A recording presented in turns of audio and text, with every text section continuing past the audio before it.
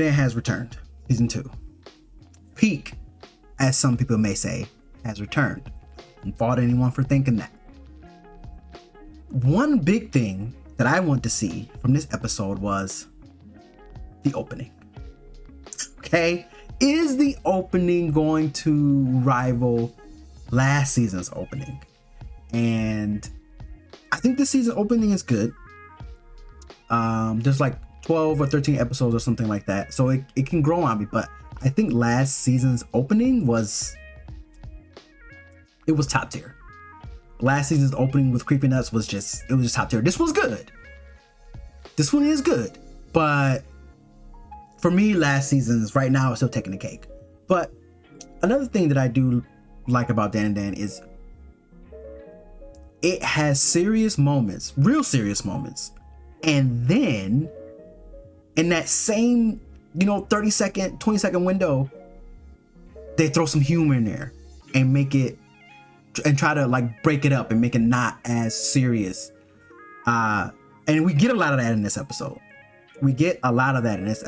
And one thing that I'm going to showcase as we go through these scenes is the art style. I think, me personally, is so good. I love the art style of DanDaDan. So let's go through some scenes.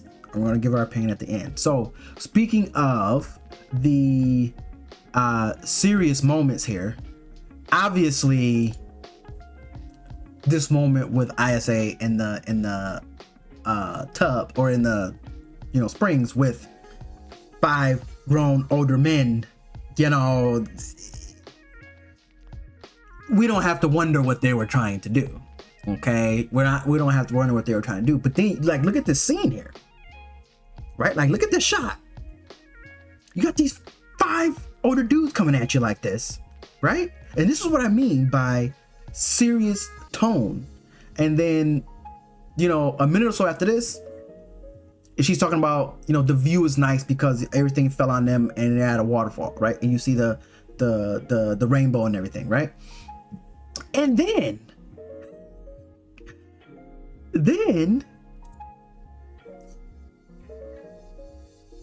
their wives, I immediately assumed their wives. Like, look at them.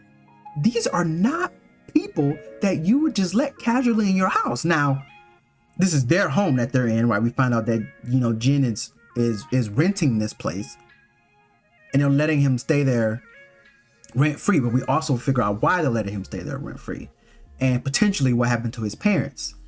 They're sacrificing people here. Okay, the Keto family is sacrificing people here. You saw those 5 older gentlemen, and now we got their wives. I would assume. I immediately assumed that's who it was. And look at them, just as creepy. You understand what I'm saying? Just as creepy. And again, if we talk about the art style here, like, it's top tier.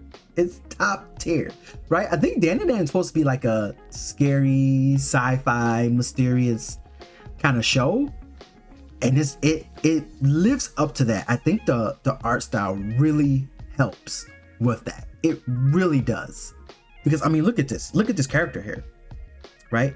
Yeah, she has a unibrow, right? Yeah, but this is a creepy looking person here. This is a creepy grandma. Okay, and if that's what they were going for, they nail it. This is a creepy looking grandma, right? But go to and see. I say it's putting in work, right? She's putting in work here, and this is a scene that I'm again I spoke about earlier, where it was serious, and then they throw in some humor in there, not so serious, right? So she kicks dude, right, and then kicks him. She's fighting these dudes, kicks him. It's serious, but then they throw in the fact that she's hurting because her knee, because she kicked him, right? So they throw that in there as well to mix it up, and that's what I like about it. They have serious tones, but then they break it up with some. I don't know what she's talking about. That's serious, and then she breaks it up. They break it up with some funny, humorous moments in there as well. Okay, so we're gonna go to another scene here where, let's see if I can get to it. This grandma is, I mean, and she yells Jennifer Lopez Anaconda. Was Jennifer Lopez in Anaconda? I want to say yes. I want to say she was. Ice Cube was in it too, I think. I want to say she was. I can't remember if she was or not. I want to say yes. It's been a long time since I've seen that film, but I want to say yes. And I mean, the aftermath of this is, it's just insane, right? The fight scenes in this show are just top tier, right? But again, we find out that this Quito family has Jin there living rent free, right?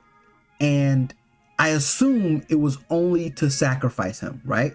They got Okura in there and now Ayase there. So they have 3 sacrifices now, right? And they're going to sacrifice them to the serpent lord or serpent god that they worship to try to prevent the eruption of the volcano, right?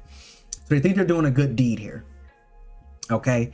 And then we see the serpent itself go to this scene here, right? Where there's a man-eating worm or something that Okura mentioned, but I mean, look at this thing, right? Look at this thing. Insane. Amazing shot here, right? Amazing shot. So I think what we're going to get is, because Jin's parents are hospitalized, I assume they were sacrificed, is what I assume. And I think we're about to get a glimpse of that and get that told to us, get that story told to us as we go on in some later episodes. But I think that this first episode, I'm gonna give it a 9. Honestly, if I'm being honest, I'm gonna give this first episode a 9. It was good. It was good. A good way to start off the season, to get people, involved, and to get them wondering what's going on and to get them interested, and just a good first season episode for DanDaDan. But like I said, I give it a 9. But let me know what you guys think in the comment section below. Do you like DanDaDan? Do you not like DanDaDan? What do you think about the art style? Right? The art style is amazing. It's crazy. I love it. But let me know what you guys think in the comment section below. Until next time, keep on keeping on.